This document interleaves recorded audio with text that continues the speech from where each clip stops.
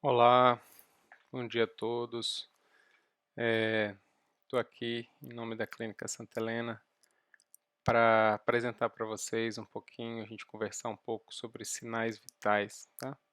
Considero esse um tema de extrema importância, né, dentro de um hospital, porque se a gente simplesmente anota numa folha os sinais vitais, mas não sabe interpretar, não sabe como utilizar, qual o momento adequado de pedir ajuda quando os sinais vitais estão alterados, todo o meu trabalho, né, de passar uma noite inteira, às vezes, em volta do paciente anotando sinais vitais, perde o sentido, porque o paciente precisa ganhar alguma coisa com isso, mas para isso eu preciso entender um pouco dos sinais vitais, tá? Então, na prática, o termo sinais, né, significa algo que indica, algo que aponta para, né, algo que nos faz tomar alguma medida. Então, quando eu olho um sinal vital, uma frequência cardíaca, uma respiratória, eu tenho que tentar interpretar isso daí. Será que está tudo bem? Será que tem algum sinal de perigo? Será que é só um alerta, né, de que eu tenho que ficar mais atento? Será que eu preciso dar uma pausa? Preciso chamar alguém? Preciso pedir ajuda? Essa é a ideia. Se eu fosse falar para vocês sobre quais seriam os sinais vitais, né, básicos, tá? Quando eu falo a palavra básico, seria algo que como a base, né, o fundamental, não quer dizer que eu não possa oferecer mais coisas, esse é o mínimo, né, e às vezes a gente não está se preocupando muito com o mínimo, tá?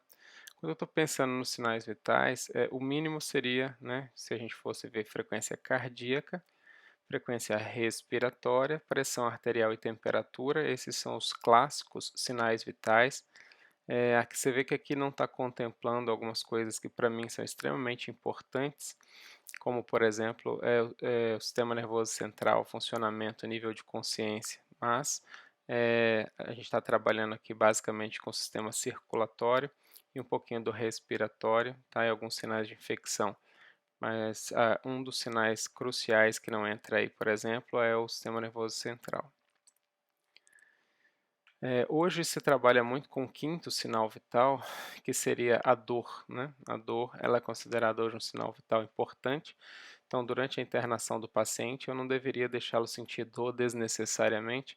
Então, a gente deve abordar a dor, né? Uma coisa que não era muito valorizada no passado, mas que hoje tem um valor maior.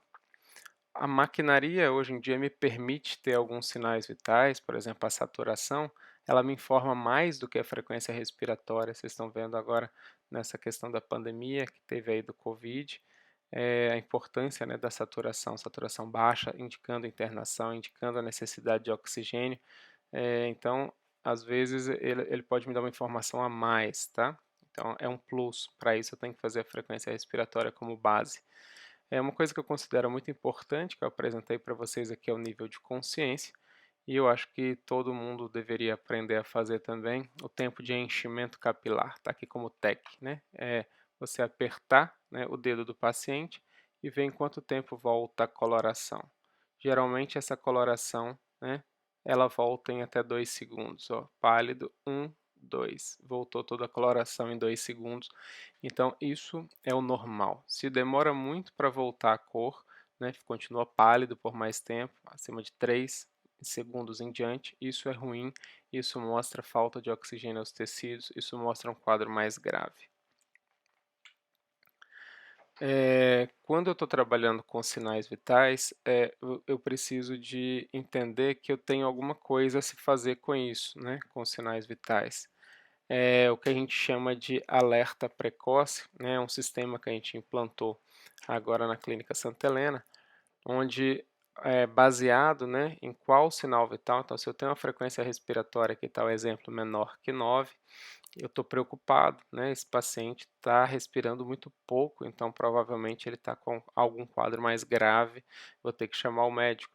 Mesma coisa se eu tenho frequências respiratórias extremamente elevadas, acima de 25, pode chamar o médico que alguma coisa não está certa. Se a gente está com os limites disso daí, então, por exemplo, se eu tenho uma frequência respiratória que vai de 21 a 24, eu vou ficar muito alerta, e alerta quer dizer que eu preciso de pedir ajuda, talvez é hora de chamar o enfermeiro, pedir a opinião dele, às vezes o enfermeiro vai falar assim, olha, eu acho que é porque ele está com febre, então se está com febre, aumenta um pouco a frequência cardíaca, aumenta a frequência respiratória, ou porque está com dor, dor também aumenta a frequência cardíaca e respiratória. Vamos dar um remédio para dor, daqui a meia hora a gente avalia de novo, anota isso em prontuário, e aí a gente consegue entender que aquilo ali era por conta de dor ou por conta de uma febre, por exemplo. Então me alertou, né, para procurar alguma coisa, por exemplo, uma febre que eu não tinha ferido com muita atenção. Tá? Então, geralmente os sinais amarelos eles vão indicar que alguma coisa não estão certas aí, tá? Para vocês terem uma ideia, esse sistema de alerta precoce, quer dizer, eu vi um sinal vital alterado, chamei o médico, pedi ajuda. Isso acontece porque a maioria dos pacientes, olha, nós estamos falando de 2/3 dos pacientes, antes de ter uma parada cardíaca, eles te avisam que vão ter uma parada cardíaca.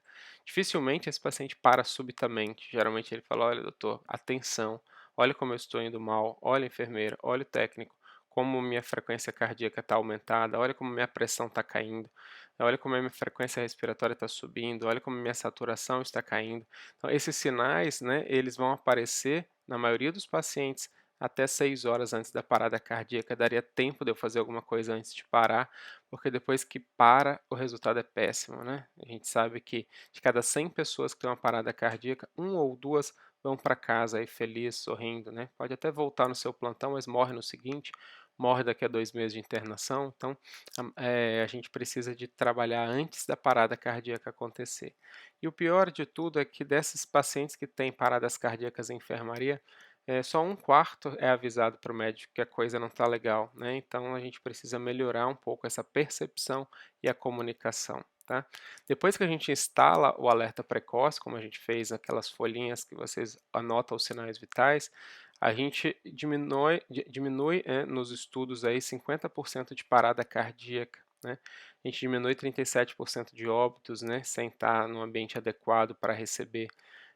Diminui muito as transferências para uma UTI em pós-operatório desnecessariamente, porque a gente consegue atuar precocemente, tá? Então é muito importante a gente levar a sério. Então vamos começar a falar um pouquinho sobre os sinais vitais. Eu vou começar falando sobre a frequência cardíaca. Vamos falar um pouco sobre adultos, né? Na nossa clínica a gente vai ter principalmente gestantes, adultos, mulheres, pessoas que vão ser submetidas a cirurgias eletivas, né? Plásticas, a esterotomia, então, esterectomia, desculpa. Então, são serviços, são pacientes, né, adultos em geral. A gente tem também o público neonatal que a gente vai falar daqui a pouco. Mas para a gente gravar aí, né, vamos pegar aí as maiores notas aí da nossa moeda brasileira. Menor frequência cardíaca seria 50, acima de 100 seria taquicardia. Esse é o padrão basal, né, na população. Tá? Então, já foi 60 como frequência cardíaca, hoje a gente trabalha com esse número 50 mesmo. Tá? De 50 a 100 é o normal. Tá? Fora disso, a gente está fora do padrão. Muito atento, né, principalmente quando a gente sofre efeito de anestésico. Então, lá na SRPA, por exemplo, a gente deve encontrar mais pacientes com frequência cardíaca beirando 50, 45, porque o anestésico às vezes baixa bastante a frequência cardíaca. Isso não é muito grave lá, né? Lá a gente poderia considerar abaixo de 40 como algo mais chamativo, né, para chamar atenção e chamar o médico, porque às vezes 45 a gente pode apresentar lá só porque o paciente está dormindo, pesado por causa da anestesia, e depois os outros sinais vitais estão estáveis, né, e não teria grande risco. O que que faz meu coração disparar, né? Então aqui está um coração com formato aqui de um bichinho, um cachorrinho, alguma coisa do tipo. Então geralmente o que faz meu coração disparar, então nós estamos numa maternidade, um pós-operatório de adultos, tem que pensar muito em sangramento. Então, se eu fiz uma cirurgia, abri uma barriga, fiz um parto, né, a chance de estar tendo um sangramento é muito grande, é uma das grandes causas de taquicardia. Agora, não se esquecer que apesar do sangramento ser o mais grave, o mais comum é dor. Então, assim, a dor faz a frequência cardíaca subir. Também a febre às vezes faz a frequência cardíaca subir. Então, tanto a dor quanto a febre pode aumentar a frequência cardíaca, mas o mais grave, que eu tenho que ficar sempre com a pulguinha atrás da orelha, é o sangramento, ok? Lembrando que uma das coisas que faz o coração disparar também é quando está faltando oxigênio no meu corpo, né? Então, se por algum motivo, então aqui eu tenho o coração, aqui eu tenho o pulmão, se por algum motivo, né, o oxigênio não chega, né, no meu rim, o meu oxigênio não chega na minha mão, no meu pé, não está chegando oxigênio, eu estou no quadro de choque, né? Choque é muito mais do que a infecção, geralmente é algo mais grave, tanto o sangramento pode levar a um quadro de choque, choque está mais perto da morte, né? Então, o choque pode ser por sangramento ou por infecção, principalmente na nossa hospital, seriam as duas grandes causas aí de choque. E aí, quando eu estou falando de choque, esse paciente, além da frequência cardíaca aumentada, ele vai apresentar, o que eu falei para vocês, um rebaixamento do nível de consciência. Ele vai ficar mais sonolento, com vontade de dormir, ou irritado, ou meio confuso, né? E você vai dar uma olhada na mão, lembra que a gente falou da perfusão, né? Vai dar uma avaliada lá na perfusão, tá? E ver se a cor volta rápido, se não estiver voltando, a mão estiver fria, sudoreica, isso tudo é sinal de que a coisa está bem feia, isso é sinal de má perfusão. Geralmente são aqueles pacientes que vão precisar de receber uma expansão, que é aquele soro correndo rápido, aberto, né? Então, esses sinais, né, aqui entra o ataque cardíaco, mas entra mais coisa, né? Entra a sudorese, as mãos geladas, tá? Isso daqui é a diurese, né, que estava um valor normal ali, acima de 30 ml para cada hora, começa a cair. Então, esses sinais são sinais de que a coisa não está bem, que esse paciente não está só mal, né, ele está muito mal, e aí o choque tem que ter uma avaliação imediata do médico. Então, a gente tem que ficar muito atento na enfermaria a esses sinais de choque, ou no centro cirúrgico, né, no pós-operatório, SRPA, durante a cirurgia, que são sinais de que o paciente não vai bem. Se eu estou falando de diurese, eu tenho que entender um pouco de quanto é o normal, né, de urina do paciente. Isso também é um sinal vital, apesar de não estar lá, né, nos 4 sinais vitais básicos, é muito importante. Geralmente é 1 ml por quilo por hora, então geralmente as gestantes aí estão na faixa de uns 60, 70 quilos, então a gente vai estar trabalhando aí com 60 ml a cada hora, pelo menos. Tem paciente que vai fazer 100, 120, mas o esperado é pelo menos 60. Se eu estou encontrando a diurese muito, né, concentrada, o que que é concentrada? A cor mais escura e não clarinha, tá? Com um volume muito baixo, né? Cada hora menos que 30 ml, fica de olho, principalmente naquelas pacientes em pós-operatório que estão de sonda, onde você consegue medir isso muito bem, né? Se ficar menos que 30 ml por hora, quer dizer, em 3 horas deu menos que 100 ml, né? Menos que 90 ml, 3 vezes 3, 3 vezes 30, 90. Então, menos que 100 ml aí em 3 horas, algo muito errado está acontecendo, né? E a diurese está demonstrando sinal de que alguma coisa não vai bem. Também eu tenho que ficar em alerta. Do mesmo jeito que a frequência cardíaca muito alta pode ser um sinal de alerta, um sinal de gravidade, a frequência cardíaca baixa, né, a bradicardia também pode ser um sinal de alerta, principalmente quando abaixo de 50. Lembrando que eu falei para vocês que na SRPA às vezes 45 é tolerável exatamente por conta do efeito anestésico aí, tá? É, então, esses pacientes, quais serão as causas mais comuns de um coração mais lento, mais bradicárdico, né? Então, efeito anestésico é uma das grandes causas, né, na clínica, a gente vai ter, e associada à hipotermia, por isso que a gente fez aquele protocolo de hipotermia, de medir a temperatura com o termômetro auricular, né, nos pacientes de centro cirúrgico, principalmente porque lá vão estar mais gelados e o termômetro axilar vai falhar, às vezes diferença de até 4 graus. Então, fazer a aferição da temperatura que ela pode gerar a bradicardia. Um paciente muito, extremamente grave, aí nós estamos falando do quase morrendo, né, pode também com a frequência muito baixa, mas ele vai ter vários sinais de que está quase morrendo, né? Rebaixamento de nível de consciência, respiração vai estar ruim, saturação vai estar ruim. Esses pacientes estão gravíssimos. Então, só a frequência cardíaca isolada com o resto tudo bom, geralmente é sinal de efeito anestésico ou hipotermia, tá? Então, sono pesado, coma, efeito de sedação, de medicações, também pode gerar uma frequência cardíaca muito baixa. A gente vai ver lá na UTI neonatal, fentanil, essas medicações que também que baixa a frequência cardíaca. Bom, vamos trabalhar um pouco então com a frequência respiratória, vamos lembrar aí das notas de 10 e 20, né? Então a gente falou de 50 e 100, vamos falar das de 10 e 20. Vamos gravar esse número aí para que seria normal da nossa frequência respiratória entre 10 a 20, tá? Então acima de 20 não está legal, abaixo de 10 não está legal, eu tenho que ficar atento, né, para saber o que é isso que está acontecendo com o meu paciente, tá? Então esse é o número que a gente vai tentar gravar para adulto. Fala assim, o que que faz o paciente ficar cansado com a frequência respiratória alta, maior que 20? Lembrem-se de contar com atenção, gente. Se a gente inventa um número, a gente está deixando de perceber um paciente que está evoluindo com sepsis, com infecção, eu estou abandonando o meu sinal vital, estou abandonando o meu sinal de alerta, e aí eu estou colocando o paciente em risco, tá? Os mais comuns são a dor, faz a gente ficar um pouco mais cansado, num cenário de coração fraco, né, insuficiência cardíaca também poderia, não é o nosso caso, a gente não tem enfermaria de pacientes cardiopatas, como tem nos hospitais gerais, mas no nosso meio a gente tem que lembrar principalmente de dor, de febre, tá?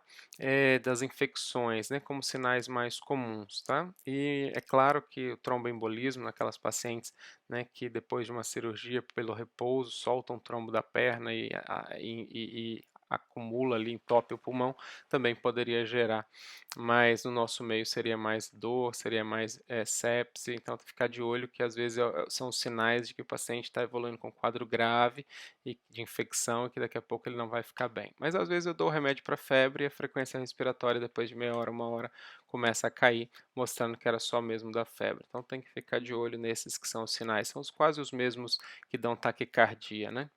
A bradiapneia, que é aquele paciente que respira muito pouco, também pode acontecer por qualquer coisa que afete o sistema nervoso central, está aqui embaixo. Então, os remédios pesados, né, para poder sedar, os sedativos de centro cirúrgico, então na SRPA, às vezes pode acontecer no paciente que está muito bem, mas com a frequência um pouco abaixo de 10 ou no limite, mas a gente tem que ficar sempre de olho, né, porque isso daí pode comprometer a saturação, isso é algo mais grave, mas daqui a pouco ele acorda.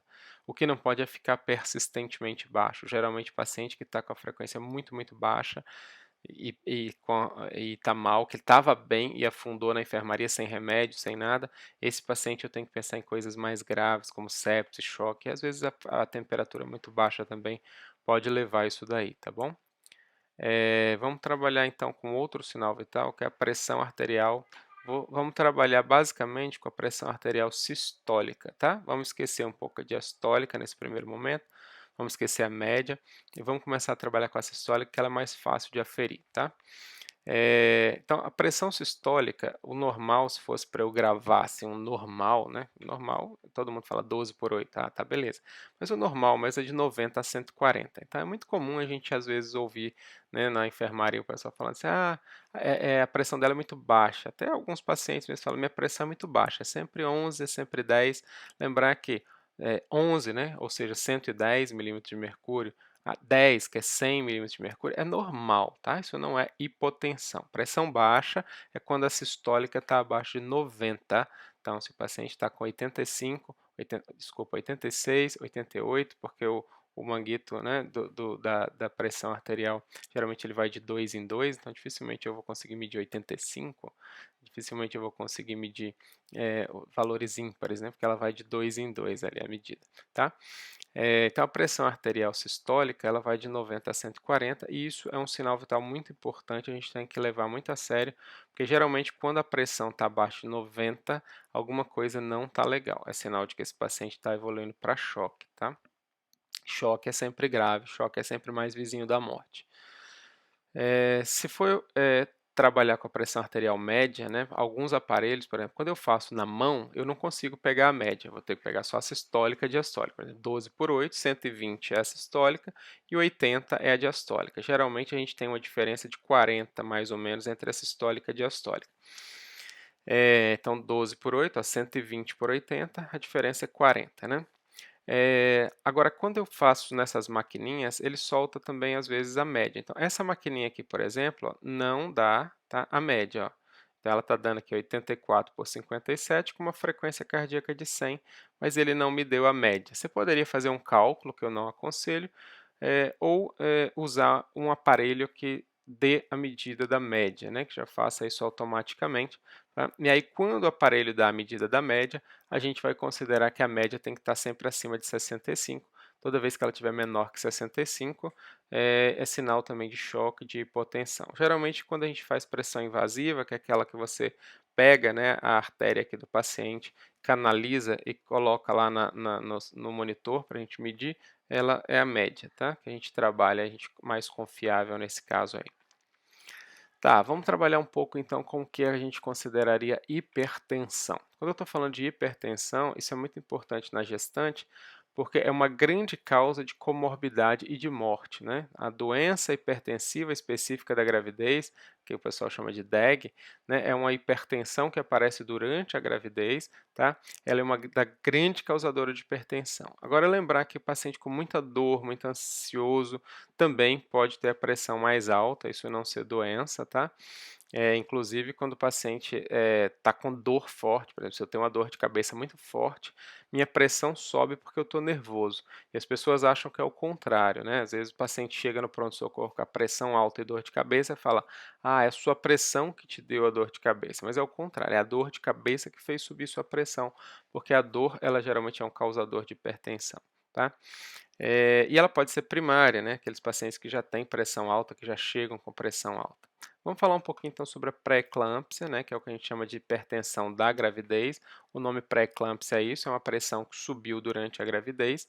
Como é que eu chamo de hipertensão na gravidez? Toda vez que tiver mais que 140, então 141, desculpa, 142, porque a gente não trata número ímpar, 142, então já seria uma hipertensão. Claro que nesse ponto é só hipertensão, acima de 140 de sistólica ou de 90 de diastólica.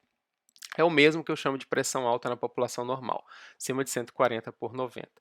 E eu tenho que ficar muito atento que no hospital, toda vez que a pressão da gestante, que geralmente tende a valores mais baixos, no sentido de 100, 110, esse é o normal às vezes da gestante, toda vez que ela passar de 160, já é muito grave, né? Na população geral que não está grávida, geralmente acima de 180 eu fico mais preocupado, mas acima de 160 na grávida já é algo muito importante. Ela já pode evoluir com a eclâmpsia, né, que é quando tem crise convulsiva. Pré-eclâmpsia é a pressão alta sem crise convulsiva, e eclâmpsia é quando eu tenho crise convulsiva.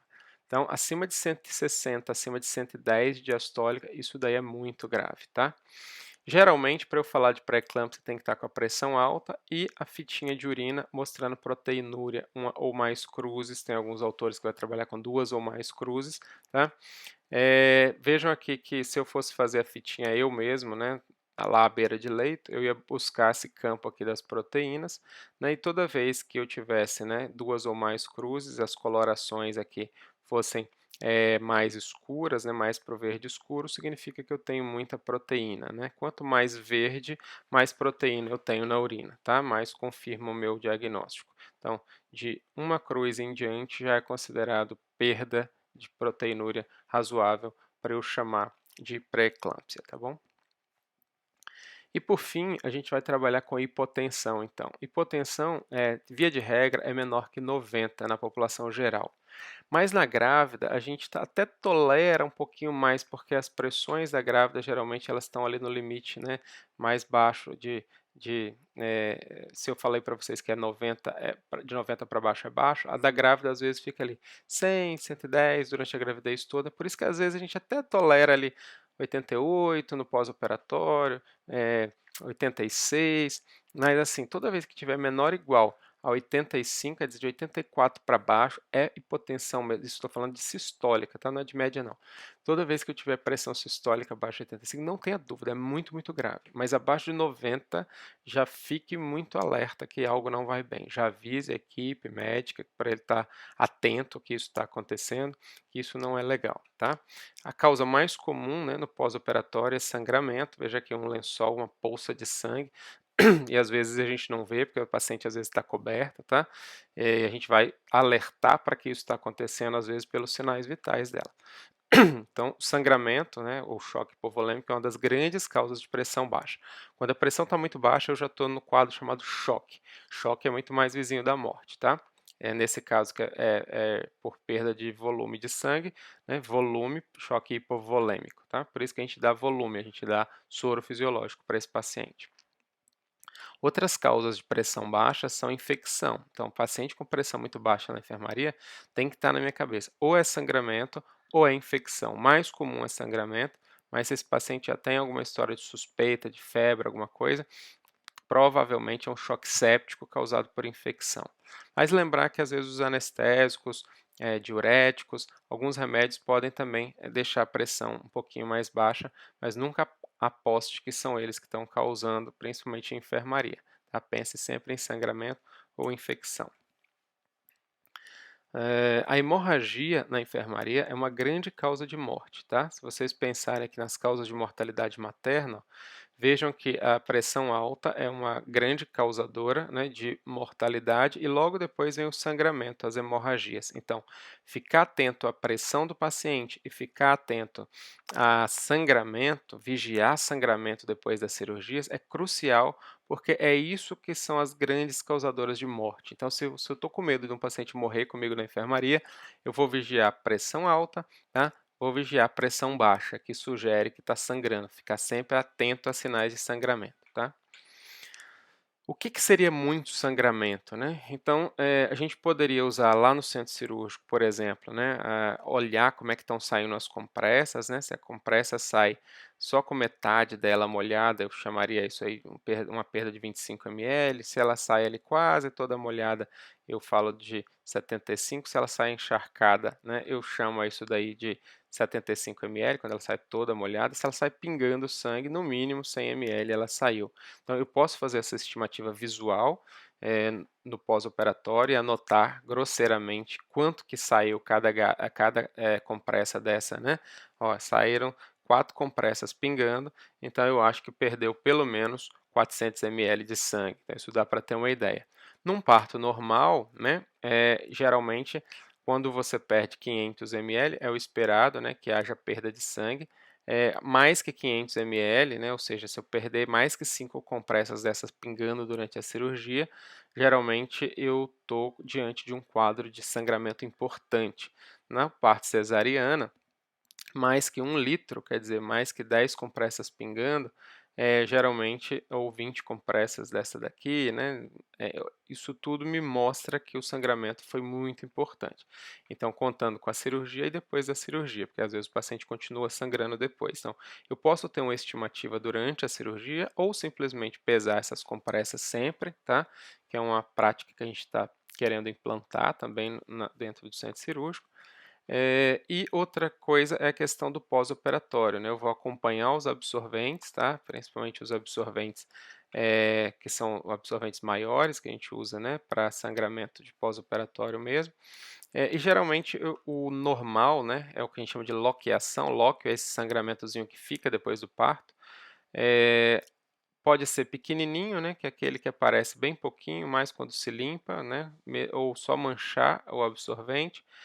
Se eu percebo que ele já está saindo um pouco mais molhado, ou está todo pingando, a gente vai estar trabalhando com algo mais grave. Então, na prática, vocês vão anotar em prontuário com essas letrinhas. F vai dizer que é fisiológico, tá? Geralmente é uma corzinha habitual, avermelhada até o terceiro dia, depois do quarto dia começa a ficar marrom acastanhado. Então, durante a internação, a maioria dos pacientes é 1, 2 dias, então vai ser mais vermelho mesmo.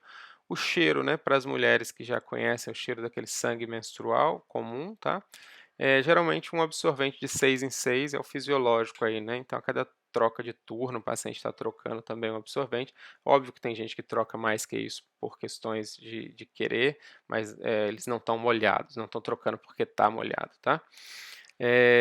O sangramento pequeno é quando precisa trocar mais, está trocando a cada 3 horas, sempre está babando ali e o paciente está incomodado, então ele está trocando a cada 3 horas. Já o moderado é quando pega esse absorvente grande, do tipo noturno, né? E em 30 minutos, né? Em meia hora, 1 hora, aquele ali já está começando a encher ou sai um coágulo inteiro. Isso daí já é no mínimo moderado.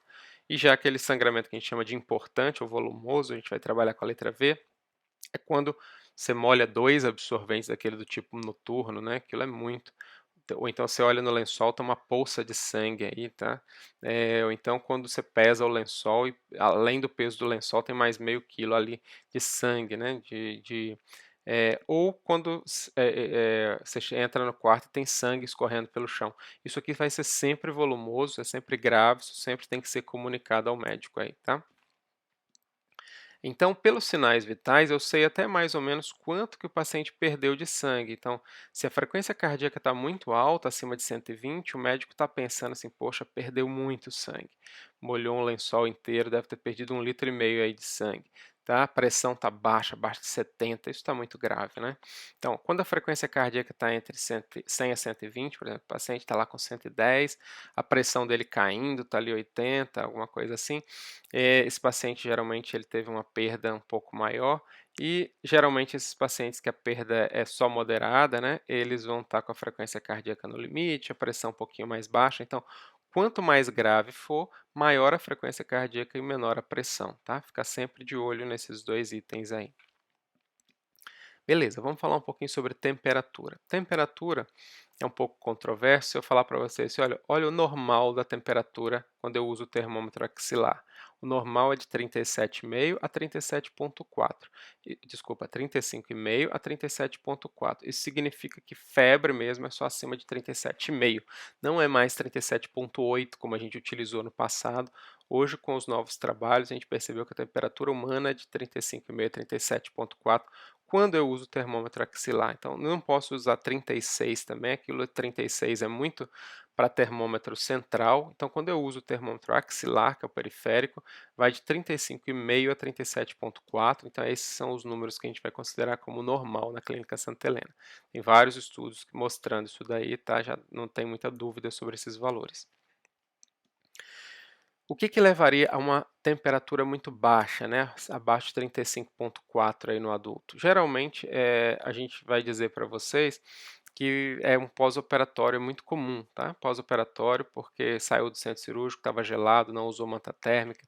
E nesses pacientes com hipotermia, eles têm que usar manta térmica, tá? Nós temos o protocolo agora no hospital de tratamento de hipotermia, e aí está indicado manta térmica, o médico vai lá, prescreve, faz um relatóriozinho para fazer cobrança em convênio, mas ele tem que usar manta térmica. Dar um monte de cobertor não é uma boa ideia mais, tá? A manta térmica ela é muito mais rápida e resolve o problema mais eficazmente, tá?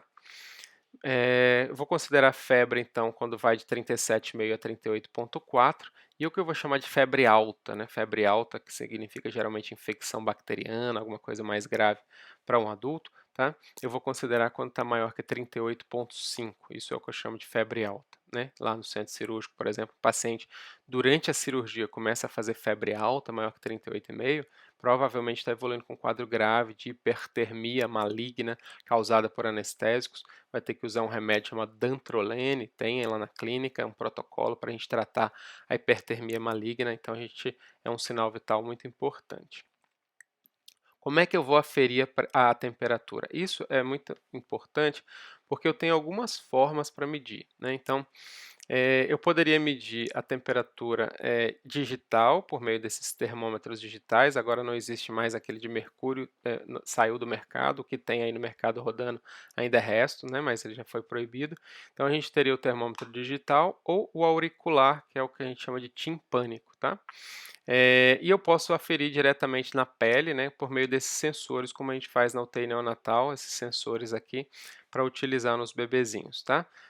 Posso aferir a temperatura central também. Quando eu falo central, é no esôfago, passando uma sonda, um probe, tipo esse daqui, dentro do esôfago, tá? Ou retal, quando a gente faz, por exemplo, nos bebês que estão em hipotermia terapêutica lá na UTIM, isso é mais comum a gente usar retal. Quais os riscos disso daqui? Então, geralmente, esse termômetro aqui no centro cirúrgico, ele é ruim. A temperatura pode estar até menos 4 graus, porque às vezes eu estou quentinho por dentro, meu sangue está quentinho, mas a minha pele está gelada, e aí vai dar um erro muito grande, porque quando eu quero medir a temperatura, eu estou querendo ter uma ideia de quanto está lá dentro, né? O que está aqui fora na pele não me importa muito. Quero saber o que está lá dentro, tá? Qual a temperatura que está correndo no sangue, tá? Então, aqui falha muito. Por isso que no centro cirúrgico a gente vai usar o auricular, que não serve para recém-nascido, tá? O tímpano dele é difícil de você detectar, às vezes tem resto de líquido amniótico, a leitura vai ficar sempre ruim, a gente não usa esse tipo de termômetro em recém-nascido. Esse termômetro de pele a gente pode utilizar também lá no berçário, na UTI a gente usa, lembrando que ele é menor, a temperatura dele em relação a esse daqui dá quase meio grau menor que a digital, então eu tenho que considerar que os valores quando eu utilizo esse daqui são menores, tá? Então, tem que levar isso em consideração.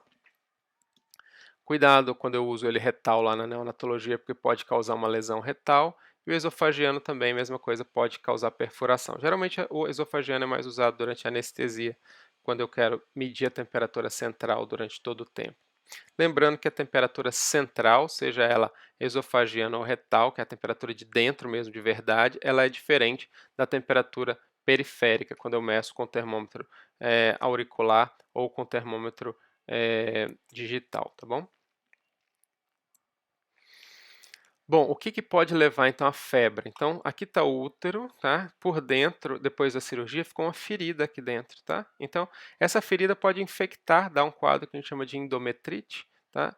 E esse quadro, às vezes o paciente já vem até com a infecção de dentro do útero, o bebê já nasce infectado, porque a mãe vinha na gravidez com um quadro de infecção tanto do útero quanto das membranas amnióticas, a gente vai chamar isso de corioamenionite, né, que é a infecção que vinha lá de dentro do útero, ou depois do parto a gente pode ter uma endometrite, né, todo mundo está sujeito, tem uma ferida, então tem risco de infecção. Então ficar muito atento que febre geralmente, via de regra, a gente vai pensar em infecção mesmo, tá? É óbvio que lá no centro cirúrgico, durante a cirurgia, né, a gente não pensa muito em infecção, a infecção não vem durante a cirurgia, estou pensando mais em hipertermia maligna, se ocorre durante a cirurgia, é eu ficar muito atento, tá? Mas lembrar que também às vezes tem uma febrezinha uma vez e vai embora e tudo, e não volta mais depois do pós-operatório, porque é inflamação, você cortou, inflamou, inflamou, pode dar febre.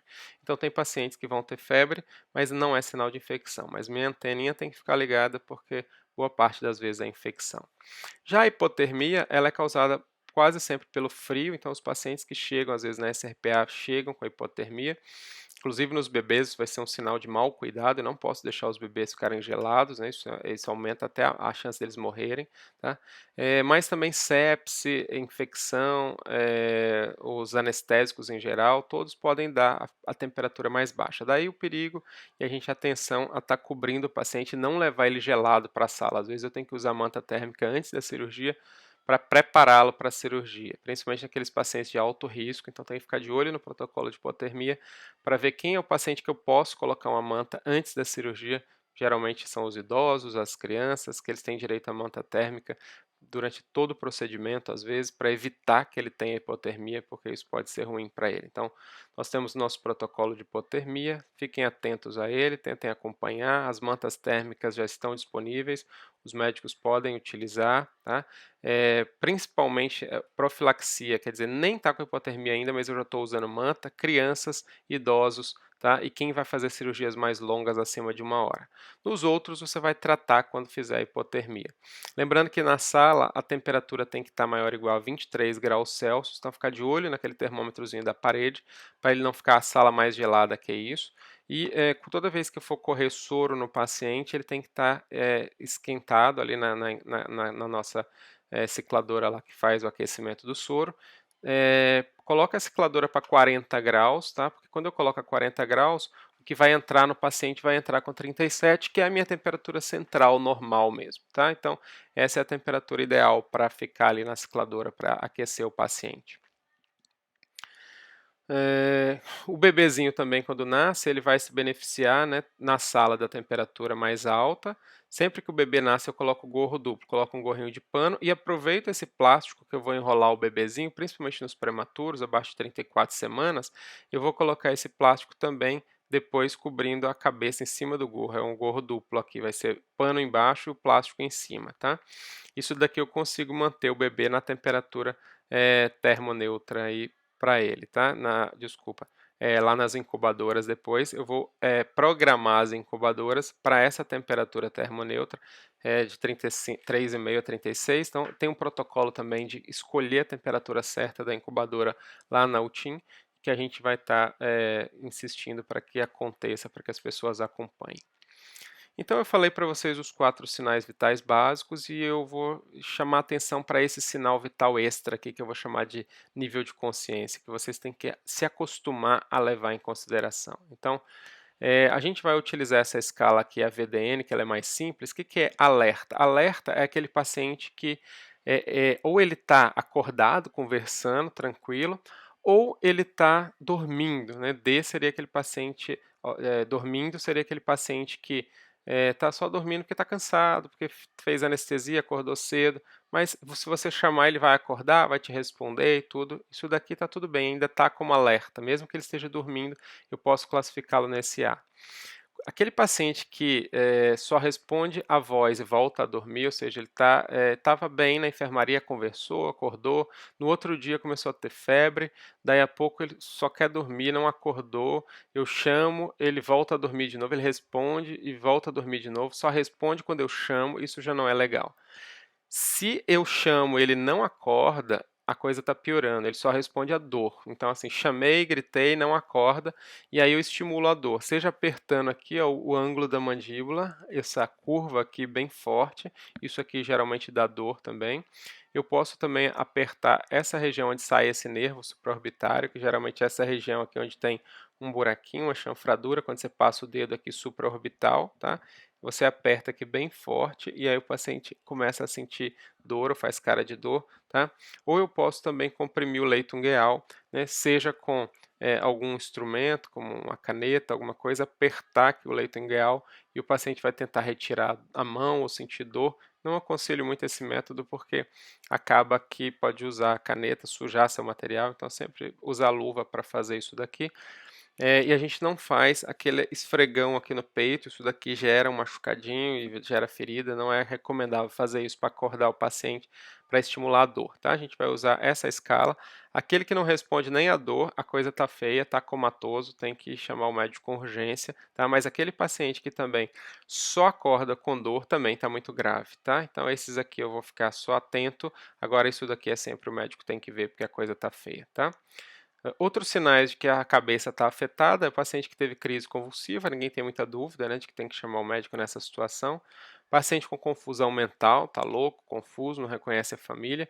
E nos bebês, muita atenção àquele bebê molinho, né, hipotônico, que você pega, não reage, não chora, não está em posição de flexão. Esse eu tenho que ficar de olho nele, que ele não está legal também não. Como é que a gente usa na prática esses sinais vitais? Então, por exemplo, lá na urgência, vamos começar pela urgência.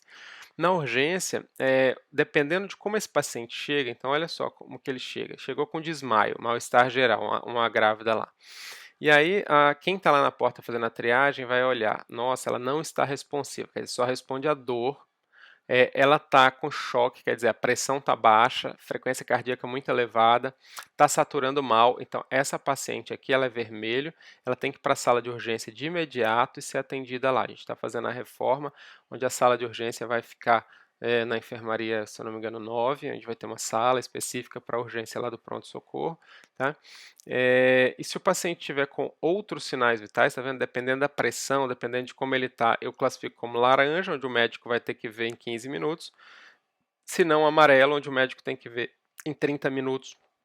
Então, dependendo de como estão esses sinais vitais, eu mudo a classificação e mudo o tempo para o médico ver esse paciente. Então, é muito importante porque ele ajuda a classificar o paciente como vermelho, como amarelo, como verde ou como azul. Então, o paciente está como verde ou como azul, a cada 2 horas eu vou lá, reavalio, faço os sinais vitais tudo de novo e reclassifico. Continua como verde, beleza.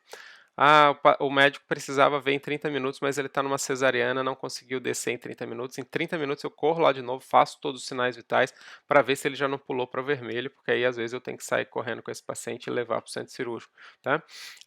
Para alguém examinar, tá? Mas o paciente vermelho ele tem que ser visto de imediato e aí eu vou usar esses parâmetros. Paciente que está classificado como vermelho, caiu a pressão, a coisa está feia, seja na enfermaria, seja no pronto-socorro, monitoriza, coloca os eletrodos para ver o ritmo, frequência cardíaca, oxímetro, pega uma veia, porque esse paciente não está legal, tá? Quem está vermelho e laranja não está legal e tem que ser acompanhado, né, com anotação de sinais vitais a cada 5 minutos até o médico chegar aí.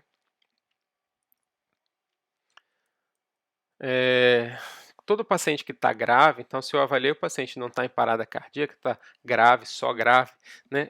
Eu brinco assim, quem se move, quer dizer, se o paciente está se movendo, respirando, quer dizer, não está com parada cardíaca, não está morto, ele precisa de monitorização, né? Lá na sala de urgência, monitorizar, tá? Oxímetro, pressão, colocar eletrodos, e venóculos, pegar uma veia, tá? Esse é o básico de um paciente grave, é o mínimo que o técnico e o enfermeiro podem ir fazendo até a chegada do médico nesses pacientes graves, tá?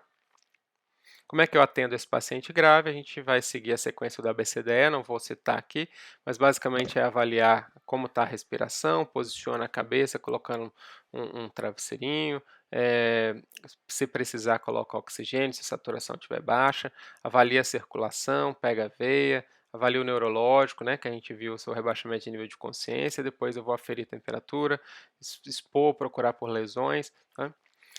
Bom, saindo da urgência, ou ainda na urgência, mas pensando na enfermaria, por exemplo, um pós-operatório, né, como é que eu sei, ou uma internação clínica, que se essa paciente está bem ou está mal? Então, suponhamos que eu peguei uma paciente onde a frequência cardíaca dela está 112. Olha, 112 eu não posso anotar aqui nesse campo vermelho, porque aqui é só acima de 121.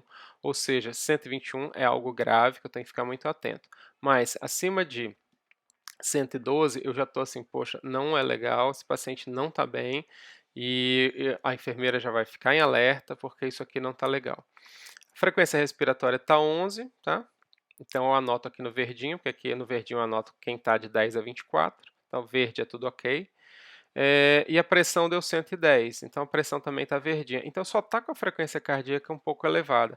Será o que que é? Será que é dor? Será que é febre? Tá? Porque o resto está muito bem, então eu vou ficar só em alerta, vou lá ver o que eu faço. Aí a orientação está lá, avise a enfermeira e meça de novo a frequência cardíaca em 30 minutos. Ah, daí a 30 minutos deu um remédio para dor, ficou tudo bem, e ela estava com a frequência de 98, beleza, está resolvido, porque 98 eu já estou anotando aqui no verdinho, então está tudo resolvido. Então eu preciso de saber como agir. Então, na prática, vocês vão ver que a gente tem um protocolo lá que é mais ou menos isso daqui, que baseado, né, coisas vermelhas, né, o médico vai ser chamado, coisas amarelas, o enfermeiro é avisado e acompanha, e anota em prontuário e analisa de novo daqui a 30 minutos, uma hora, e o verdinho você segue a vida normal, tá? Bom, deu alguma coisa alterada e eu preciso avisar o médico de que a coisa não está legal, tá? E aí eu geralmente utilizo uma forma de comunicação. Essa forma de comunicação geralmente no hospital é muito ruim. Por isso que a gente tem que treinar o tal do SBAR, tá? SBAR é uma forma de comunicação, por isso que a gente implantou uma folha, pra você não esquecer as coisas. Então, estou mandando o paciente do centro cirúrgico para a enfermaria, eu tenho que saber conversar de enfermeiro para enfermeiro. Como é que eu converso? Utilizando o SBAR. Aí eu quero chamar o médico para ver o paciente. Como é que eu chamo ele? Doutor, venha ver um paciente que está grave. Não, errado. Eu vou usar o SBAR. O que é o SBAR? Boa tarde, doutora. Aqui é a enfermeira fulana. Eu vou te passar, né, o caso do paciente tal. Esse paciente está na enfermaria tal, primeiro andar, no leito 10. Ele tem um diagnóstico aqui de trabalho de parto prematuro, está inibindo contractocílio. Aí eu vou falar um pouco de como o paciente está, né, atualização.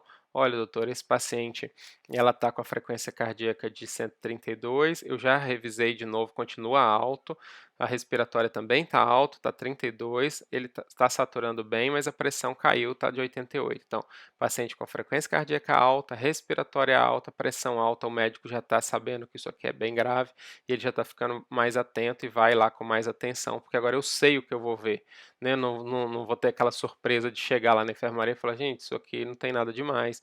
Então, tira, né, essa subjetividade da avaliação. E aí você fala o que você quer. Doutor, eu vi que ela estava alterada, eu já até reavaliei em 30 minutos, a gente tem um protocolo aqui na clínica de alerta precoce, falei com o médico assistente, ele está de acordo e pediu que o senhor desse uma olhada, ok? Então, essa informação dessa forma aqui, de uma forma organizada, ela é muito importante que seja passada. Quando eu vou avaliar a dor, a gente tem uma escala que a gente está usando nas enfermarias, né, de avaliação de dor, né, que ela vai desde sem dor até uma dor leve, moderada e dor intensa. Isso daqui é muito importante porque os técnicos estão sendo treinados, né, a só usar opioide, por exemplo, passar quando é que eu uso, o doutor deixou aqui prescrito Nubain se dor forte, o doutor deixou aqui prescrito Tramal se dor forte, o doutor deixou aqui escrito que posso fazer uma morfina se dor forte. Quando é que eu vou fazer? Bom, se é 7, 8, 9 ou 10. Se é 4 a 6, eu vou utilizar as medicações habituais, mas também posso, né, se não respondeu a dipirona, não respondeu a anti-inflamatório, não estava na hora de fazer o profenide, eu posso tentar também opioide. Mas aqui é sempre opioide, tá? Mas aqui eu posso tentar ou não.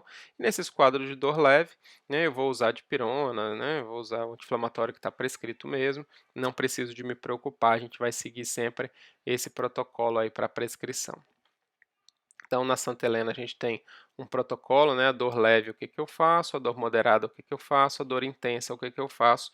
Inclusive, se não estiver respondendo depois de remédio opioide que o médico já tentou, existe uma equipe, né, da dor, onde a gente pode acionar que eles vêm avaliar, que são anestesistas, que às vezes vão fazer infiltrações, tratamentos que o médico habitualmente não faz. Esquecendo um pouco da mãe e começando a trabalhar com recém-nascido, enquanto ele ainda está na barriga da mãe, eu vou avaliar, né, por meio de ausculta, né, desse bebezinho aí, ou por meio do sonar, eu vou ver as frequências cardíacas do bebê, que normalmente elas variam entre 120 a 160, tá? Esse é o normal. Então aqui está 153, estaria normal. Lembrando que, às vezes, essas frequências cardíacas podem ficar muito altas, acima de 160. Geralmente, essas frequências cardíacas do bebê muito altas significa que ou a mãe está com infecção, a mãe está com sangramento, alguma coisa não está legal aí, tá? Tem que ficar de olho, tem que avisar o médico que alguma coisa não está legal. A mesma coisa acontece, então toda vez que passa de 160, às vezes tem algumas fitinhas que até vêm desenhadas aqui de 120 a 160, tá vendo que está na corzinha verde, mostrando que quando eu faço a cardiotocografia, tudo fica aqui mais ou menos nesse limite. Agora, o paciente pode apresentar uma frequência cardíaca baixa, principalmente abaixo de 110. Abaixo de 120 é ruim, abaixo de 110 é certeza que eu estou com sofrimento fetal agudo. Isso significa anóxia, falta de oxigênio no cérebro do bebê, tá?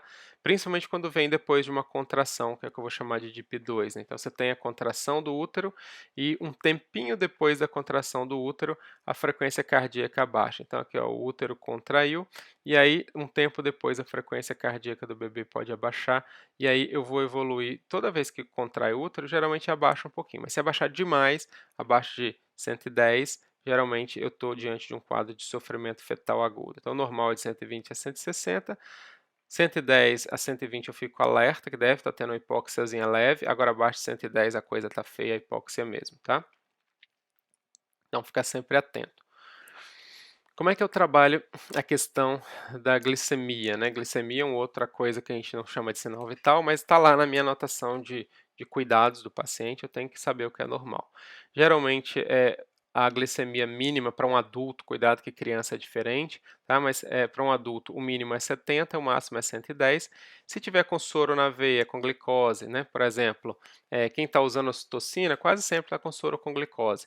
Quem está usando terbutalina quase sempre está com soro com glicose. Então, esses pacientes eu posso tolerar um pouco mais até 140, tá? Os pacientes diabéticos também, mas o mínimo é sempre 70, tá? O enfermeiro, a partir do nosso protocolo de hipoglicemia, ele tem autonomia para, em caso de pacientes que tiverem desmaio, síncope, tá com muita sudorese, rebaixamento de nível de consciência, ele pode fazer a glicemia capilar, que depois a gente se responsabiliza em prescrever caso o médico se recuse a prescrever, porque é uma autonomia que a direção está dando para os enfermeiros fazerem, tá? Nesses pacientes que estão com quadros graves até que o médico chegue, ok? Ok, pessoal, então até aqui tudo bem. Vamos falar agora, para encerrar, um pouquinho dos recém-nascidos, dos bebês, da parte de neonatologia, visto que a nossa maternidade conta com bebês, conta com adultos, tá?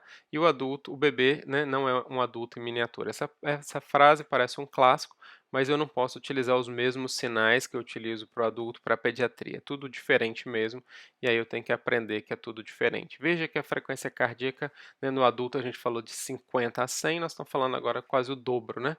Nós estamos falando de 90 a 160. Esse é o normal da frequência cardíaca. Se o bebê estiver dormindo muito pesado, um sono pesado, pode estar, né, até abaixo de 90. A gente só considera bradicardia feia mesmo no bebê quando é abaixo de 80. Então, geralmente, entre 90 a 160 é o mais comum e é o mais utilizado aí, tá?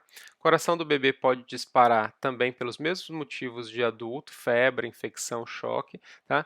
Mas na neonatologia eu lembro de uma coisa nova, a cafeína. Vocês vão ver muito lá na UTI bebês com frequências cardíacas de 170, 180, algumas horas depois que usou a cafeína, tá? A dose que aqueles bebês tomam de cafeína é uma coisa absurda, assim, equivaleria para a gente, às vezes, a 6, 8 xícaras, né, cheias de café tá, das grandes, é muito cafeína mesmo, então às vezes eles ficam com as frequências mais altas. Mas um bebê com muita dor também pode estar, pós-operatório, bebê com as frequências mais altas também pode estar. Agora eu lembro que a febre é muito importante. Quando eu vejo um bebê com a frequência acima de 180, fixo ali, não abaixa de jeito nenhum, eu vou lá e eu mesmo às vezes vou aferir a temperatura, porque eu vejo que o pessoal afere muito errado. Para você aferir a temperatura, você tem que segurar o termômetro por 2 minutos, tá? Não é quando apita. Segura ali por 2 minutos, porque mesmo depois que ele apita, ele ainda costuma subir a temperatura de 0,3 até 0,5 graus, tá? Então, às vezes, tem que segurar mesmo, porque a axila do bebê, ela não tem muita gordura, e eu tenho que ficar segurando ela contra a axila para poder ela encostar na artéria que está passando aqui embaixo, eu pedir uma temperatura mais central, porque eu não quero medir a temperatura da pele, a temperatura mais próxima das veias, das artérias, tá? Então tem que segurar 2 minutos mesmo, não dá para ficar contando com quando apita, porque geralmente ela sobe. E às vezes, com 2 minutos, a gente vê que já está com febre, que é uma grande causa de taquicardia. Muito cuidado na UTI também, porque às vezes a gente calibra mal o berço, o sensor de pele soltou do bebê, e o berço ficou lá subindo, subindo a temperatura. Isso pode levar o bebê a uma temperatura alta e não ser febre, só um descontrole que eu descuidei do berço ou da incubadora ali. E é claro, arritmias. Mas lembrar que bebê, para fazer uma arritmia primária do coração mesmo, a frequência tem que estar estourada. Nós estamos falando aqui acima de 220. Então, às vezes, você vê um bebê com febre, está com a frequência de 200, está todo mundo apavorado, ou infecção, a sepse, tá? Isso não é para apavorar. Acima de 220 é muito grave. E aí eu vou ficar pensando em arritmia mesmo, onde eu tenho que fazer cardioversão, ou tenho que dar adenosina, remédios para arritmia, tá? Por outro lado, o coraçãozinho do bebê é mais lento, quando ele está dormindo pesado, e naqueles bebês que têm anóxia ou quando estão muito geladinhos. Por exemplo, quando eu faço hipotermia terapêutica, lembra daqueles bebês que a gente faz hipotermia terapêutica? As frequências tendem a ficar mais baixas. Bebês que estão usando fentanil, morfina, essas drogas que fazem o coração bater mais devagar, também dão bradicardia. Midazolam, frequências cardíacas costumam ficar mais baixas aí, tá? Por conta desses remédios. Bebês em coma, com lesão cerebral, e os bebês muito graves, muito graves, também a frequência vai caindo. Quando cai abaixo de 90, abaixo de 80, geralmente naqueles estágios muito graves, né, pré-morte também pode acontecer. Quando a frequência cai muito, o bebê vai ter uma parada cardíaca, então tem que ficar de olho.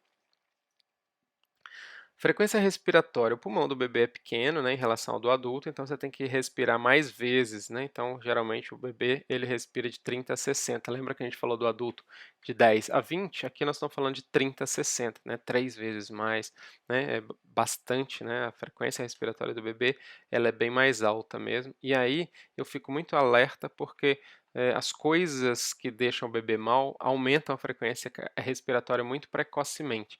Então, quando o bebê entra na UTI, um monte de coisa pode acontecer no pulmão que faz ele ficar cansado. É uma das causas que mais faz o bebê entrar para a UTI. Então, contar a frequência respiratória com atenção lá no berçário, no alojamento, é muito importante. Poderia ser um pulmão úmido naqueles bebês, né, que fazem cesárea, o pulmão ainda está molhado, não conseguiu terminar de secar. Pneumonia, infecções, pode ser um bebê prematuro, o coração pode estar cansado, dando insuficiência cardíaca, pode ser uma infecção. Tá? Então, um mundo de coisa pode acontecer, fazendo com que os bebês fiquem mais taquipneicos, com a frequência acima de 60. E não é só olhar o número da frequência, busquem também o uso de musculatura acessória. Se afunda as costelas aqui embaixo, entre as costelas, se afunda aqui no pescoço. Se o narizinho começa a bater as aletas, as asas do nariz aqui, isso é sinal de gravidade. Gemência, né? Aquele bebê que está. Isso sempre é um bebê grave, tá? Que precisa de avaliação da parte respiratória. Existe inclusive o BSA, que é o Boletim de Silverman-Andersen, que a gente consegue saber se o bebê está com um quadro mais leve, um quadro mais grave, dependendo se ele está gemendo, dependendo se ele está batendo essas aletas, né, ou se ele está afundando essa região aqui, tifoide, abaixo da barriga, abaixo do tórax. Então, isso tudo aqui são sinais que poderiam me apontar se o bebê está leve, está moderado ou grave. Da parte respiratória, eu sei que a coisa está muito feia, eu vou chamar isso de insuficiência respiratória. Então, desconforto é toda vez que a frequência sobe, desconforto é toda vez que eu uso o músculo. Agora, insuficiência, que é coisa feia, brava, que eu tenho que entubar, geralmente são aqueles bebês que estão fazendo cianose, cianose central. Não é cianose da mãozinha e do pé, não. Cianose central. Central é ao redor da boca e do nariz. Bebês que estão gemendo, bebês que estão balançando a cabeça para respirar, o bob, o meneio da cabeça. Bebês que estão todos molinho, que não conseguem mais reconhecer nada, não responde, tá? Bebês que estão parando de respirar com bradipneia, com apneia, isso sempre é muito grave. Geralmente esses bebês com a frequência mais alta, vocês vai ter que colocar o oxímetro lá no berçário para ver se a coisa está feia, se precisa de oxigênio, posicionar a cabeça do bebê, ó. Então aqui geralmente a gente coloca um coxinho dobradinho aqui debaixo das escápulas, nunca debaixo da cabeça, porque senão você vai piorar a posição do bebê, sempre é debaixo das escápulas, bebês não têm direito a travesseiro, e a gente coloca o capacete, o oxigênio, tá? Para aqueles bebês que estão saturando mal, abaixo de 94, então normal é 94, 95 em diante, de 93 para baixo eu coloco oxigênio, tá? Ou aqueles bebês que estão com cianose, né? Até o médico vir avaliar, eu já posso ir colocando oxigênio, tá? E tem bebês que respiram muito pouco ou que param de respirar, aquela apneia, né? O bebê vinha respirando, para de respirar, fica um tempão sem respirar, passou de 20 segundos sem respirar, isso chama apneia. Às vezes, se ficar mais que 10 segundos sem respirar, né, e já ficar meio roxinho, ou o coração ficar batendo mais lento, também eu chamo de apneia, tá? Então, a apneia é parar de respirar por mais que 20 segundos ou por mais que 10 segundos acompanhado de bradicardia ou acompanhado de cianose, tá? Geralmente, o que faz o bebê respirar pouco é hipotermia, pode ser coma, lesão cerebral, ou até infecção gravíssima, né? A bradipneia geralmente é mais tardio. Veja esse bebê aqui, ó, sem respirar. Ó. Se a gente for contar aqui, vai dar mais ou menos uns 10 segundos, tá? Sem respirar. Provavelmente pela pele que está mais feia, ele deve estar com quadro de apneia. Ó, agora voltou a respirar. Veja que ele volta a respirar normal, ó. Olha, respirando com a frequência de aí 60 de novo, tá? Então ficou um tempão sem respirar e voltou a respirar. Se nesse período ele teve o coração batendo devagar, ou ficou cianótico, ou passou de 20 segundos, isso aqui é um quadro de apneia, tá? Então esses bebês estão muito graves. Ó, parou de novo o bebê. Então ele precisa de ir para uma UTI com urgência, tá? Esses bebês que estão fazendo apneia. Por outro lado, existem bebês que eu vou chamar aqui de gasping. Gasping não é apneia. Vejam que na apneia, quando o bebê volta a respirar, ele respira várias vezes, né? No gasping, quando ele para, ó, então aqui ele está com a cara de morto, cianótico, pálido, tá? Olha, sem respirar nada. E quando ele voltar a respirar, vocês vão perceber que ele vai dar uma respirada e volta a parar de respirar. Ó, respirou, parou de novo, tá vendo? Parou, parou, parou, parou, parou. E depois ele vai respirar uma vez só e volta a parar de respirar. Isso é o que eu chamo de gasping. Isso para mim aqui não é nem respiração. Isso daqui, para a gente que é da área de saúde, tem que pegar o ambu e começar a ambuzar, tá? Não espera o médico chegar, não. Porque olha só, ele está parado. Isso aqui é parada respiratória. Essa única respiração de vez em quando é a mesma coisa que nada, tá? Então, pode ambuzar, que é como se ele não estivesse respirando, tá? Mesmo ele tendo uma de vez em quando, ó, respirou de novo e parou. Isso é o que eu chamo de gasping, é o desespero respiratório. Respiro uma e para, tá? Sinais vitais em bebês, eu preciso ficar atento aos manguitos. Existem manguitos, tá? Com as medidas, olha só, dependendo do tamanho do braço do bebê. Então, geralmente eu vou medir a circunferência braquial do bebê, tá? Eu vou medir quantos centímetros que dá essa circunferência. Por exemplo, aqui está me dizendo que esse manguito aqui pode ser utilizado para um tamanho do braço do bebê circunferência de 6, 5 ponto alguma coisa até 9. É o neonato 3. O neonato 5 vai de 9 até 15. Então, se aqui até aqui mediu entre 9 e 15, mediu 12, por exemplo, eu vou usar o neonato 5. Então, eu tenho sempre que fazer a medida da circunferência braquial para saber qual é o manguito que eu vou utilizar naquele paciente, porque senão a medida da minha pressão vai vir errada, tá? Não pode ser no olhão, tem que fazer a medida da circunferência braquial. a pressão do bebê, esquece um pouco a diastólica, vamos de novo trabalhar só com a sistólica. Vejam que o mínimo que o adulto era 90, abaixo de 90 em adulto é ruim. Em criança é o contrário, olha, acima de 90 é ruim, quer dizer, hipertensão para um bebê é maior que 90.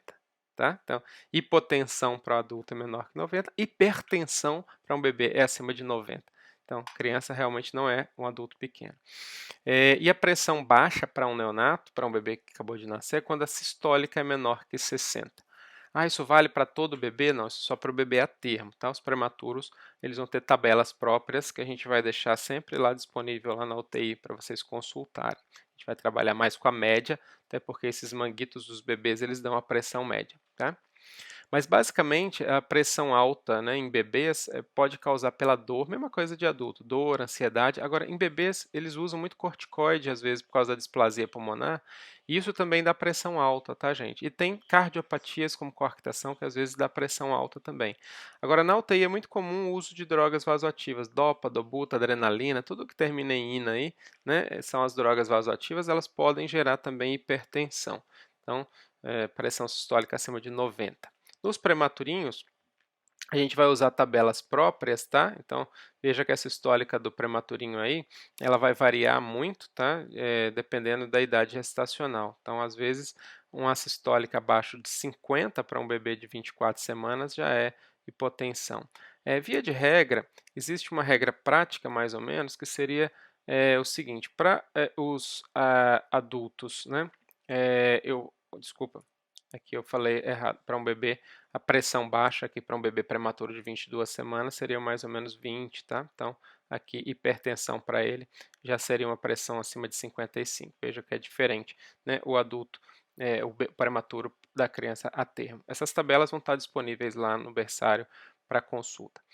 Mas a pressão baixa no neonato, que é abaixo de 60, a termo, né, esses bebês de berçário, geralmente elas podem indicar infecção, hipotermia importante ou alguns remédios, tanto fentanil, midazolam e dantal, todos esses remédios que podem cair muito a pressão. Já nos prematuros a gente vai utilizar as tabelas específicas, tá? Agora, é importante entender que eu posso utilizar um número grosseiro que é mais fácil. Então, por exemplo, eu vou utilizar a pressão arterial média. O que é a média? Olha aqui, eu estou mostrando aqui um exemplo de média. 120 por 80, então 12 por 8. E esse 93 que está entre parênteses aqui é a média, tá? Então, 120 por 93 por 80. 93 é a média. Então, se eu pegar a idade gestacional do bebê, então vamos supor que eu pego um bebê de 28 semanas. Vejam que eu vou considerar a pressão baixa para ele, ó, 28 de média. Toda vez que a pressão média for menor que a própria idade gestacional, eu chamo de hipotensão, ou seja, bebê de 28 semanas, a média é menor que 28, está com a pressão baixa. Bebê de 32 semanas, a média é menor que 32, seria pressão arterial baixa. Isso de uma forma grosseira, às vezes facilita para a gente para saber o que é pressão baixa, porque pressão alta não é tão comum, a gente vê mais a pressão baixa, é mais preocupante na UTI. Por último, desses bebês, é importante a gente falar dos sinais vitais basais, da temperatura, né?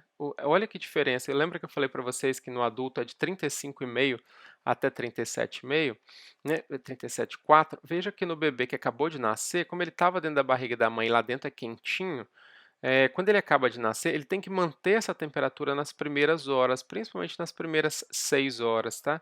Por isso que vocês vão ver que a gente colocou lá na tabela de vocês de acompanhamento dos bebês, que o normal de temperatura de bebê abaixo de 6 horas de nascido vai de 36,5 a 37,5, ou seja, um bebê com 36,4 já está com hipotermia. Então, anotem a temperatura, sempre que o bebê chegar do centro cirúrgico, vocês anotem a temperatura no berçário e anotem a temperatura na UTI assim que ele chegar. Se essa temperatura estiver menor que 36,5, mostra que o nosso cuidado com esse bebê desde o nascimento até o transporte, até a chegada na UTI foi ruim. Eu não tomei todos os cuidados para prevenir que esse bebê ficasse com a temperatura baixa. E aí é tão grave que às vezes a gente acha que assim, tá geladinho, daqui a pouco esquenta. Mas os bebês que têm a temperatura mais baixa quando chega na UTI morrem mais, tá? Então a gente deixa ele morrer mais se a gente não cuidar bem da temperatura. Isso é muito grave, muito sério, tá? Então, levar muito a sério a temperatura dos bebês. Então, o normal nas primeiras 6 horas é de 36,5 a 37,5. O bebê é mais quentinho mesmo. Depois é que cai, tá vendo? Depois é que vai ser de 36,1 a 37,4. Não precisa de decorar, esses valores vão estar lá disponíveis para vocês nas tabelas. Então entendam isso, olha, bebês que chegam com a temperatura mais baixa, gravem isso, morrem mais, ó, morrem, tá?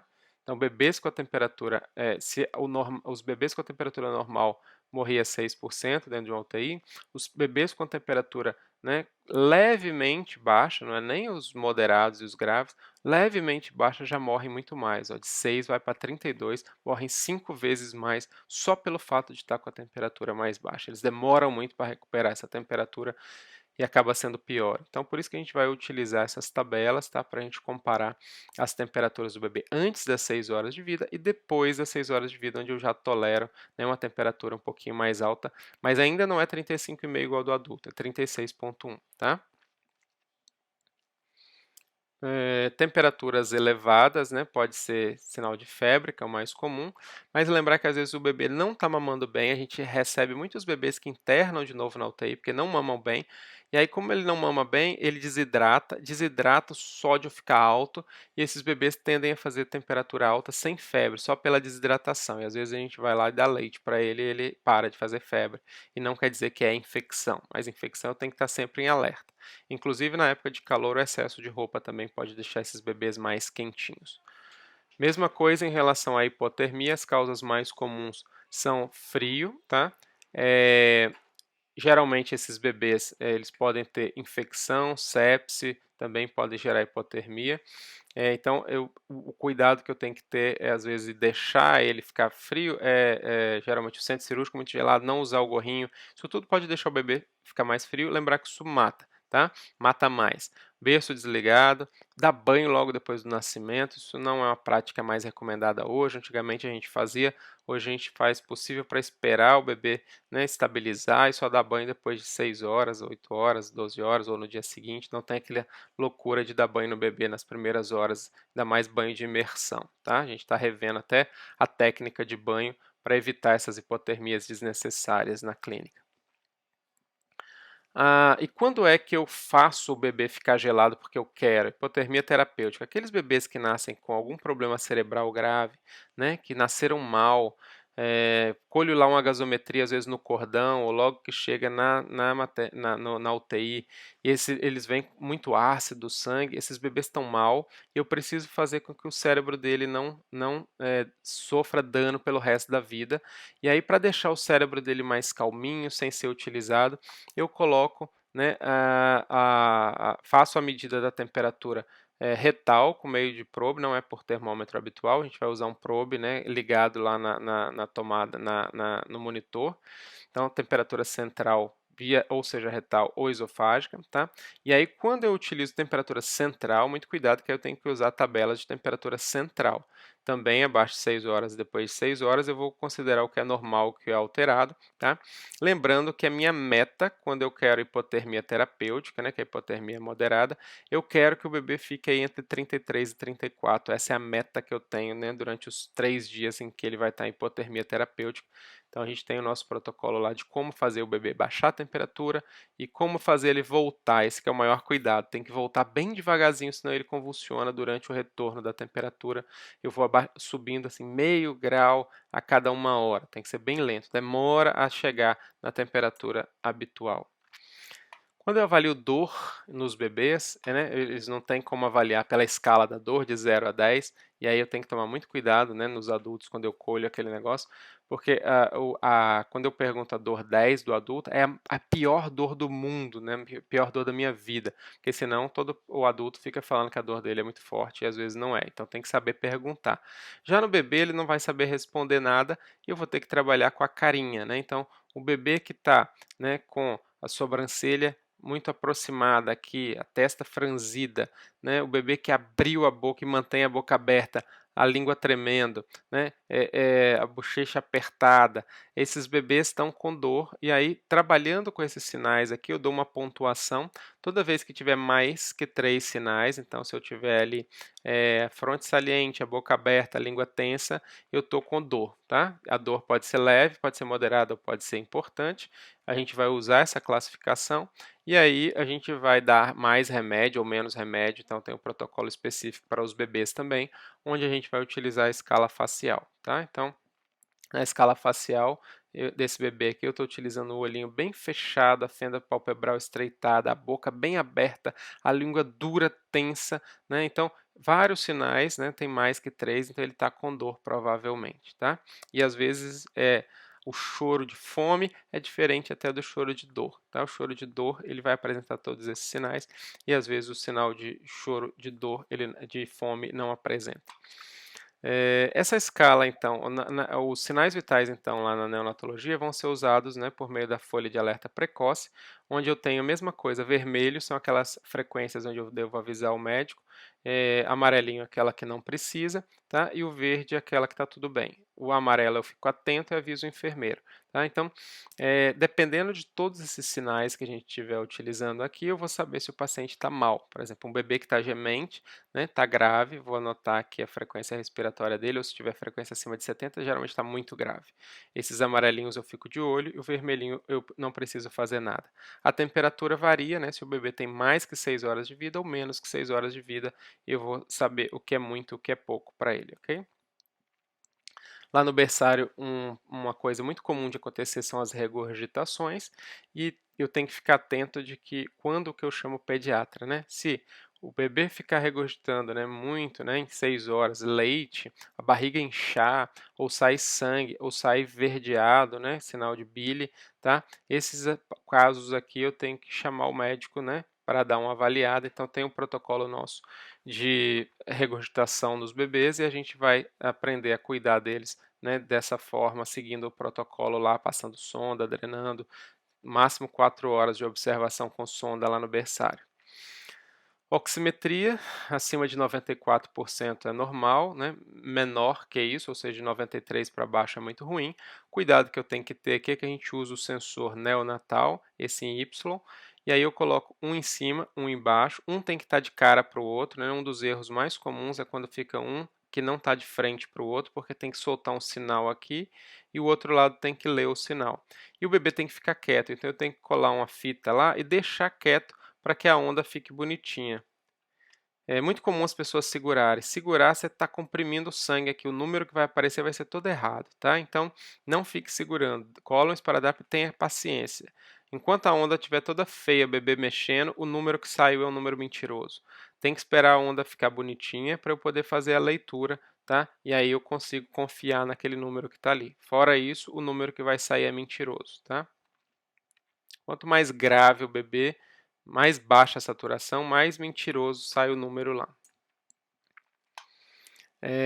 E a saturação é muito importante porque quando ela está caindo, significa que a coisa não está bem. Os bebês param por hipoxemia. É exatamente a saturação baixa que faz gerar uma parada cardíaca, ok? Então, ficar sempre de olho. Falar um pouquinho sobre a glicemia capilar no recém-nascido. Lembrar que a glicemia capilar não se colhe aqui no meio. Eu estou enjoado de ver o pessoal colhendo aqui no meio. Errado. Aqui no meio só tem nervo e não tem veias. As veias e os vasos do bebê, eles vêm dos lados. Desse lado, desse lado. Então, eu furo geralmente nessas laterais aqui do calcanhar. O mesmo acontece para o dedo, né, dos pacientes. Eu furo aqui dos lados. Aqui no meio dói muito e não sai sangue. Aqui dos lados é onde sai mais sangue. Para isso, a gente está mudando lá no berçário, agora a gente está usando lancetas e não mais agulha, para poder o corte ficar melhor e sair mais sangue, porque toda vez que eu fico espremendo é sinal de que está ruim. A gente está testando mudar também a agulha de insulina para uma agulha um pouquinho mais grossa, para não precisar de ficar espremendo. Espremeu, a leitura vai ser errada, tá? E a gente deu autonomia para os enfermeiros para estar colhendo no protocolo lá de hipoglicemia, está colhendo destro nos bebês que estão molinhos, no bebê que estão tendo crise convulsiva. Antes que o médico chegue, o enfermeiro já pode ir colhendo a glicemia dos bebês. Lembrando que nos bebês os valores são diferentes, né? Então, geralmente a gente tem no nosso protocolo, bebê no primeiro dia de vida, eu vou chamar o médico se tiver menor que 35, porque o normal é estar acima de 40. Então, abaixo de 35 eu já chamo o médico. No segundo dia, se tiver abaixo de 40, eu já chamo o médico. No terceiro dia, abaixo de 50, eu já chamo o médico. Então, a gente vai ter uns valores lá no nosso protocolo do primeiro, do segundo e do terceiro dia, que são diferentes, porque é diferente mesmo a glicemia do bebê. Vejam que no adulto, abaixo de 70 é ruim. No bebê, depois do segundo dia de vida, aí, depois de 48 horas, né, abaixo de 60 é ruim, tá? É diferente um pouco do adulto. Até porque a gente está usando a glicemia capilar, que é o destro, e não a glicemia do sangue. Então, a glicemia do capilar, ela geralmente ela é um pouquinho mais baixa, uns 15% do que a glicemia do sangue mesmo, tá? Então, na prática, a gente vai utilizar uns valores um pouquinho menores, então a gente tem lá no nosso protocolo de hipoglicemia para vocês, tá? Lembrando que se o bebê cai a saturação lá na UTI quando está entubado, eu sempre, a primeira coisa que eu faço é pegar o ambu, porque quando eu pego o ambu, eu já resolvo saber se o tubo está deslocado, eu já resolvo para saber se o tubo está entupido, já vejo se o problema é da máquina e já vou salvando o bebê até que o médico chegue. Então, o bebê que está caindo em saturação, principalmente aqueles que começam a bradicardizar, pega o ambu e começa a socorrer o bebê ali até que o médico chegue, que você consegue recuperar antes dele ter uma parada, tá?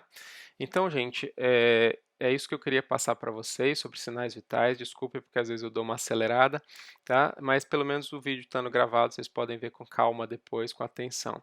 É, Quero parabenizar, né? A gente está na semana aí de aniversário anual, né, dos enfermeiros, dos técnicos. Parabenizar a todos vocês, vocês que estão do lado do paciente no dia a dia e fazem da vida de vocês a arte de cuidar do paciente mesmo. Se empenhem, cuidem bem do paciente e contem conosco aí nas dificuldades que tiverem, ok?